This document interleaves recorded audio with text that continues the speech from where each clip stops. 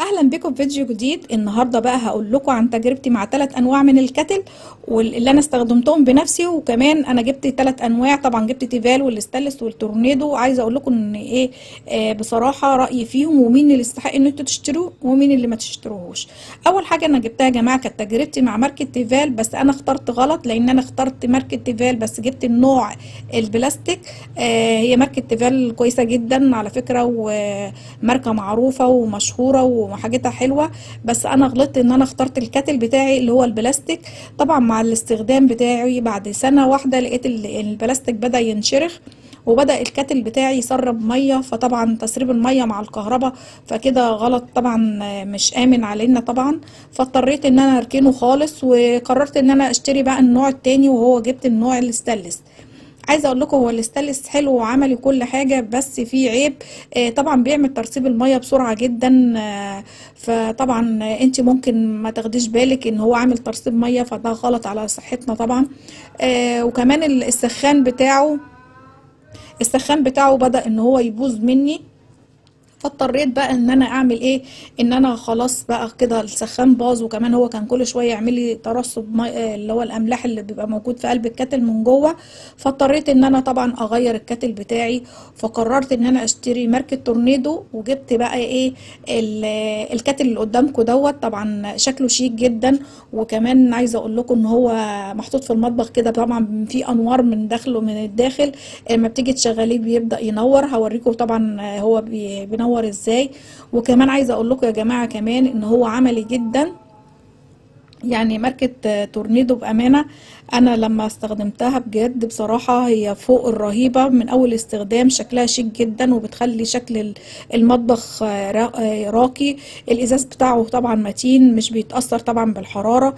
كمان بيسخن بسرعة المية، مفهوش صوت مزعج ولا تسريب ولا سخونية في الجسم بتاعه. كمان بقاله عندي أكتر من 6 سنين ما شاء الله، شغال من زي أول يوم بالظبط. عايزة أقول لكم كمان إن النوع بتاعه جميل جدا بجد بجد. يعني لو انت عروسه او انت عايزه تشتري كاتل جديد، او لو انت عايزه ان انت تغيري الماركه اللي عندك في الكاتل اللي موجود عندك، فانصحك ان انت تجيبي تورنيدو، بس تجيبي الازاز لان هو فعلا عملي جدا. وعايزه اقول لكم كمان ان هو شيك جدا. انا هوريكم لما بيشتغل بيبقى عامل ازاي. وكمان عايزه اقول لكم على حاجه، احنا لما نيجي نسخن الميه يا جماعه في الكاتل بلاش ان احنا نحط كذا يعني ميه كتير. لا، احنا لو هنستخدم مثلا كوبايه شاي نخلينا على اول علامه هنا. لو هنستخدم مثلا كوبايتين او 3 خلينا على تاني علامه، لانك انت كل ما بتزودي الميه عندك بتاخدي طبعا كهرباء اكتر، انه بياخد وقت في التسخين، فبالتالي انت بتستخدمي كهرباء كتير. هوريكم دلوقتي وهو بيشتغل معايا وشكله جميل ازاي. تعالوا بقى نشغل الكاتل بتاعنا. شايفين الاضاءه؟ استنوا انا اطفي النور عشان تشوفوا الاضاءه بتبقى عامله ازاي. كمان لما بيكون الاضاءه منخفضه شويه بتوريكم. شايفين كده لما طفيت النور الاضاءه بتاعته عامله ازاي؟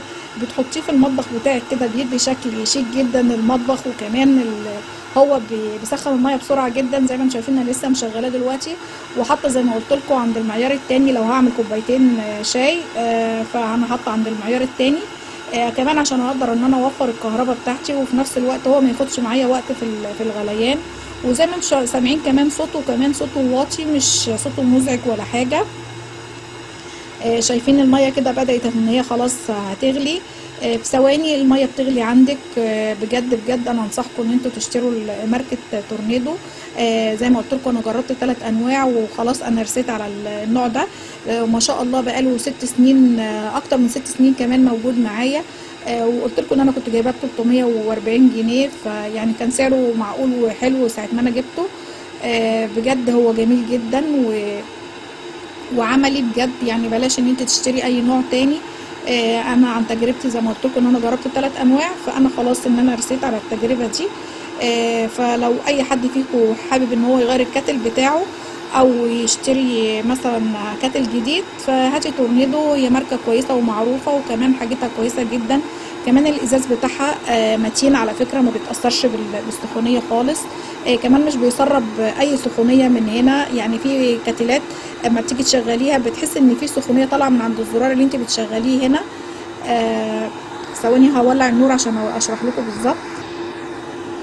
زي ما انتم شايفين كده في انواع من الكتلات، طبعا بتبقى الماركات بتاعتها مش قد كده، بتيجي تشغلي الكتل بتحس ان في سخونيه هنا طالعه من الكتل، او ما بتيجي تصبي كوبايه الشاي بتاعتك بتلاقي ان في سخونيه طالعه برده من الجزء ده.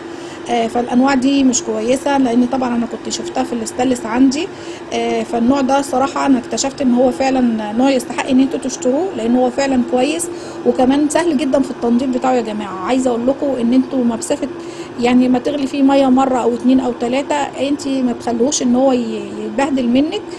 شايفين زي ما انتم شايفين ده كاتل بقاله معايا 6 سنين، زي ما انتم شايفين ان هو لسه جديد زي ما هو اهو. كمان لان انا كل كام يوم كده بجيب نص ليمونه وببدا ادعك الكاتل بتاعي من قلب من جواه، عشان لو في اي رواسب صغيره او لسه باديه بتبدا ان انا اشيلها على طول، علشان خاطر الكاتل بتاعك يفضل امن وصحي. طبعا انا بنصحكم كمان ان انت لو ما بتعملي مثلا غليتي الميه خلاص انت عملت الاحتياجات بتاعتك، عملتي بيها الشاي بتاعك او اي حاجه انت عايزه تعمليها بالميه المغليه، اللي بواقي الميه اللي تفضل منك بلاش ان انت تسيبيها في الكاتل، حاولي ان انت تنضفيها ترميها وتحطي ميه نظيفه تاني علشان خاطر الميه تبقى صحيه ما يبقاش فيها ضرر على صحتنا طبعا. هو دلوقتي كده بعد ما يخلص غليان هتلاقوه فصل لوحده على طول اوتوماتيك. زي ما انتم شايفين الميه بتغلي اهيت، ما كملناش ثواني والميه غليت. عايزه اقول لكم ان انتوا طبعا لما بتقللوا الميه عن كده بيغلي معاكم بسرعه كمان قوي. شايفين غليان الميه، وهيبدا دلوقتي الكاتل بتاعنا هيفصل لوحده اوتوماتيك. يا رب بقى يا جماعه، او زي ما انتم شايفين كده الكاتل بتاعنا فصل بعد ما خلاص وصل لدرجه الغليان بتاعته، بدا الكاتل بتاعنا يفصل خلاص. يا ريت بقى لو الفيديو عجبكم ما تبخلوش عليا بقى في اشتراك في القناه، ويا ريت كمان يا ريت تعملوا لايك وشير للفيديو عشان كل يستفاد. ويا ريت كمان وعايزه كمان اشكر كل المتابعين اللي بيخشوا يتابعوني، وكل مشترك جديد بحب اقول له شكرا جدا لحضورك في قلب القناه بتاعتي. اتمنى يا رب يكون محتوايا يعجبكم، وشكرا لكم.